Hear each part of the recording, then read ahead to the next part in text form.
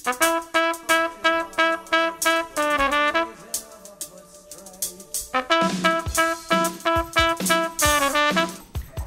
napapadalas ang brownout sa kanilang subdivision, busy si Daniel Dinggel sa kakaayos ng kanyang generator.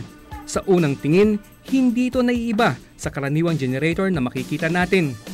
Pero oras na silipin mo ang loob nito, dito mo malalaman na ang generator ni Mang Daniel pinatatakbo ng tubig. Gaya ng kanyang generator, hindi ka may impress kung uno mo makakaharap si Mang Daniel. May edad na, butas-butas pa ang t-shirt at medyo grunge ang dating, yung tibong Dehens Pagoli. Pero ang utak niya, malamang kahit pagsamahin ang 10 mambabatas, talo pa rin sila. Sa Europa, ang mga high-end brands ng kotse, meron ng version ng hydro-powered car. Si Mang Daniel, 1960s pa sinasabi, 1 litro lang ng tubig ang katapat ng kahit anong kotse.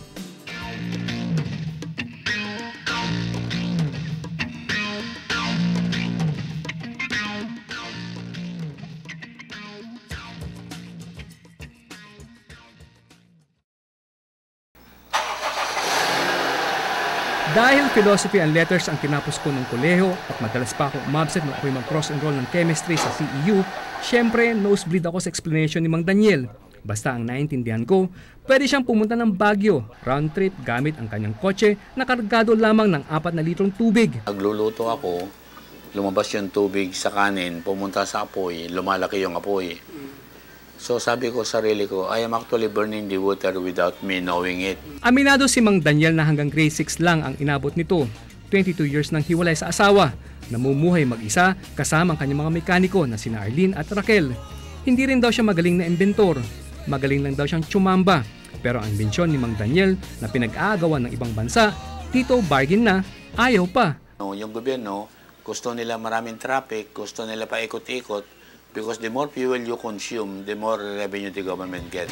Kwento ni Mang Daniel, kikita siya dapat ng limpak-limpak na dolyares sa kanyang hydrogen-powered car. Sa signing fee pa lamang daw, aabot na ng $100 milyon ang ibabayad sa kanya. Bukod pa rito ang disclosure fee sa kanyang formula na papalo ng $40 million at monthly fee na $4 to $5 million lang naman. Marami na raw ang nais bumili ng kanyang imbensyon mula sa Japan, Russia, Germany at iba pang first world countries. Pero hindi pa raw panahon para ibenta nito ang kanyang nalalaman. Siguro there are many ways to serve God. And to serve God, you must serve your countrymen. Bago pa man sumikat ang mga tinatawag na hybrid car o mga fuel efficient na mga sasakyan, meron na ang Pilipinas. Pero ang masaklap, hanggang sa ngayon, ang taong nakaimbento nun nananatiling mahirap. Halos lahat ng mga Pinoy na inventor sa ngayon ay mahirap. Karamihan ay umaasa na mapansin ng mga dayuhan at hindi ng mga mismong kababayan. Wala naman daw silang maasahan mula sa gobyerno kahit na may RA 7459 o ang Inventors and Inventions and Incentives Act na dapat ay tumitiyak sa kapakanan ng mga lokal na inventor. Masarap sabihin lang nila pero naman din naman ginagawa. Kwento pa ni Chua, kahit simpleng proposal lamang ay hirap ang mga Pinoy na inventor na gumawa. Hindi pa kasama rito ang budget na kailangan para makagawa sila ng mga prototype. Kaya kadalasan sa mga dayuhan na pupunta, ang proudly Pinoy made sana. Sa primero taga may paniwala kasi pag local made, hindi maniniwalaan. Nakita na lahat sa kanila sa maniniwala. Walang mamawawala sa kanila, hindi naman ako humingi. Bigyan lang ako ng chance na i-prove ko sa kanila itong mga na binabanggit ko.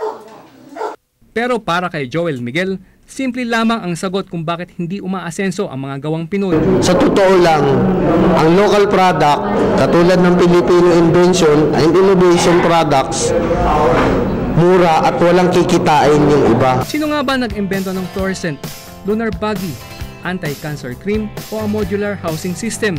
Pinoy, di ba? Pero yan ang masaklap sa atin. Walang nagpapahalaga sa sariling atin. Sa huli, hindi na siguro natin kailangang itanong kung bakit ganito ang nangyari sa atin. Errol Kabatbat po, dokumentado.